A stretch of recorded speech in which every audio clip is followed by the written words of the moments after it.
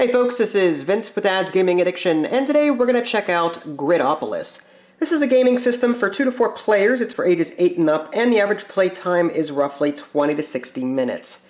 Gridopolis will be coming to Kickstarter sometime in July of 2019. I'm recording this in May, so that date is definitely subject to change. In fact, what you're looking at here is a first edition, and only so many were made. I'm assuming that the next edition will be slightly different than this, but I gotta say, I don't want to call this a prototype because the pieces are so well made, everything fits together really nicely, everything's nice and big, so it's not so much of a prototype as it's an edition that'll be different than yours. How different, I don't know. But you'll note that I use the words gaming system whenever I first introduced this game. That's because while the box comes with an instruction manual for one game called Matrix, you'll note game number 1 there, there's actually more games that you can download from the official website, and you can use the pieces from the box to apply to those games as well. So that's why I said gaming system. That's how the game is advertised, and I can understand why. Okay, so what's in the box? Well, let's go ahead and take a look at the components. These are the ones that I'm not currently using. These are player markers. This indicates a pawn in Matrix, and this indicates a king in Matrix. Matrix is sort of like a 3D checkers chess kind of game.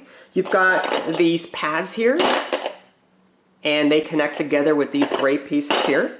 You've also got some other player pieces up here. These are to indicate a player's home row. You've got these blocker pieces, which block movement across the grid. You've got these teleport pads. And you've got these poles. And when you put them all together, they might look something like this. This is the 2-player setup per the rulebook. You can also make your own designs too. As you see, there's many more pieces in the box. So if you don't want to use the default design that's in the instruction manual, you can just mess around, try out different designs, see what you like, see what works for you. If you want to play with 3 or 4 players, you'll add more rows here to the second level as you would on these opposite sides. So today I'm going to cover Matrix. I want to keep things simple. I want to keep things, instead of explaining 3 or 4 different games, I just want to explain Matrix and get you used to what the product looks like and how it behaves. And then if you like what you see, you can support the game on Kickstarter come July or whenever the official date is. I'll put a link in the below description for you. So like I was saying earlier, Matrix is sort of like a 3-dimensional chess checker game. This is how you set everything up. You're going to attach these poles to these various levels and connect them together. As far as connecting these pieces together, it's really simple. I recommend turning these upside down and just sliding them in this way. They just sort of fit in together like this. Okay? It is time consuming to set up. So if you have kids and they love putting stuff together and breaking things and breaking them apart, then you may want to have them do it. It's up to you. The pieces are fairly sturdy. Like I said, I don't want to call this a prototype because the pieces are pretty well put together. They're plastic, but they fit well together. I haven't had any issues, this piece not fitting here or this connector not working right. So everything is really nice, I gotta say. But anyway, you're going to set up the game like this. This is the default 2-player setup. And the way this game works is each player has 6 of these player markers, these markers here, and they're all king side down, I guess. These indicate that they're pawns. Pawns move 1 space either forward or sideways, but they can never move backward in the direction of their home row. And the ones that are already on their home row, these are the home row spaces here, the ones, they cannot move onto home row spaces. They cannot move sideways onto another home row space. So these in the beginning have to move forward, but after that they can move sideways. They can never move backward toward their own home row. Each player also receives 3 of these pads and 3 connectors to go with them, as well as 2 poles and 2 of these blockers. And on a player's turn, they're either going to move one of their pieces, or they're going to place a blocker, okay? Or they're going to add to the grid. So, and to add to the grid, it's very simple. You just take one, connect it, and done.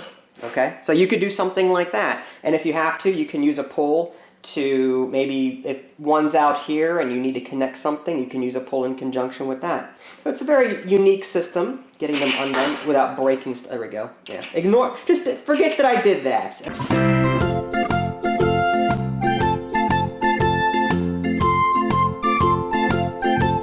Alright, so what is the goal of this game? Well, the goal of this game is to capture all of your opponent's pieces. If you don't want to do that, you can set a time limit. You can set any time limit you want.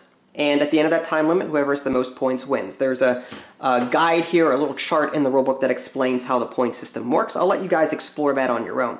So on a player's turn, they're either going to move one of their pawns, they're going to add to the grid with one of these and possibly these rods, or they're going to place one of these blocker pieces. So just to show you how a pawn might be able to move, they move one space orthogonally or diagonally, and they can also move across levels. So this pawn here could go forward like that. It could go diagonally to that space. It could jump down here like forward and down. It could go up here. It could go up here, and so on. Now, because they landed on this little teleporter spot, they have to move. Whenever you land on a teleporter, you have to move, assuming that there's another pad that's available. So they may want to do something like this, maybe move there, or maybe down here, and so on. So that is an example of how a pawn might be able to move. If a pawn were already, say, here, they can move sideways. They just can't move backward toward their own home row. So this pawn could move here, here, here, over here diagonally this way. Again, from a three-dimensional standpoint, they can go straight down, they can go diagonally down, they can go diagonally down that way, they can do something like that, or up here, or up here. Lots of different ways to move around once you're toward the center.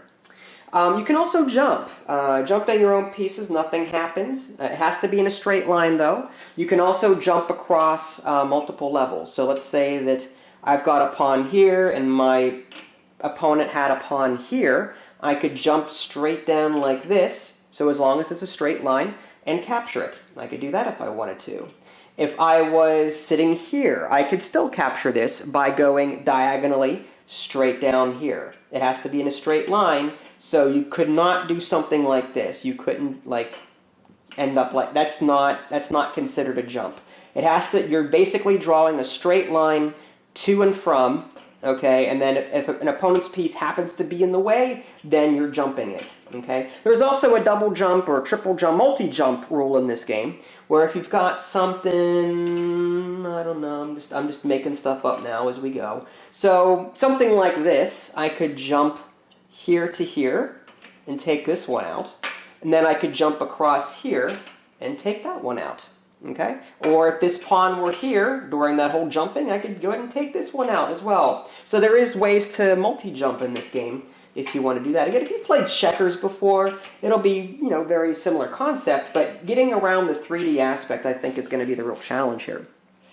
So yeah, like I was saying earlier, add to the grid here, add a blocker, or move a pawn. Okay? Now, if you happen to get a pawn all the way to your opponent's home row, you can flip it over and make it a king. Kings can move backwards, whereas pawns cannot.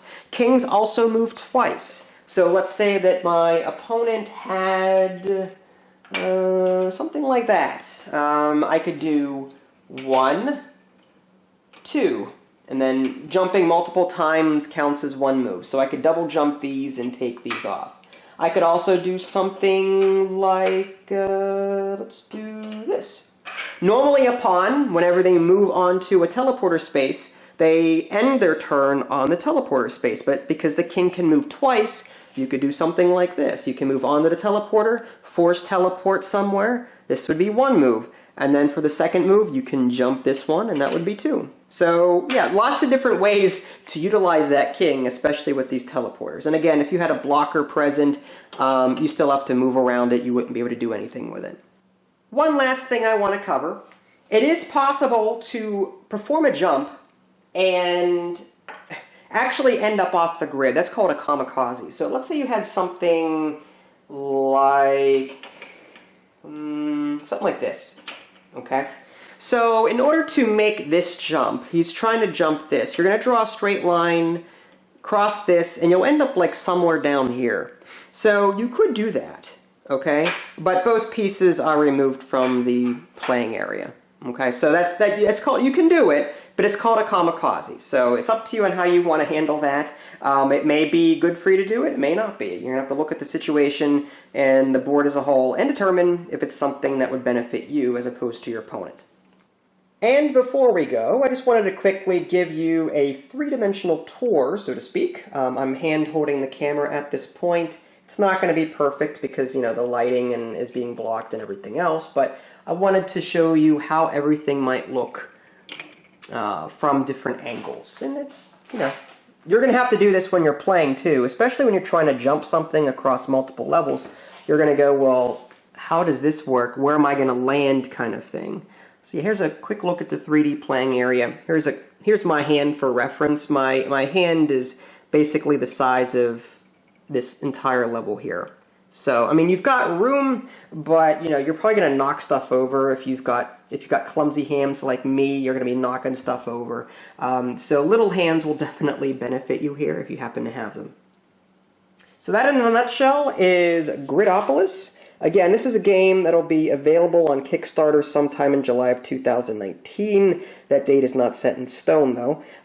If you guys want to learn more, there's an official website. I'm sure there's going to be more games besides Matrix featured there. If you guys haven't already, subscribe to me on Twitch and YouTube. That way you can stay up to date with any new content I'm going to publish. This is Vince. Thanks for watching, and I'll catch you guys next time.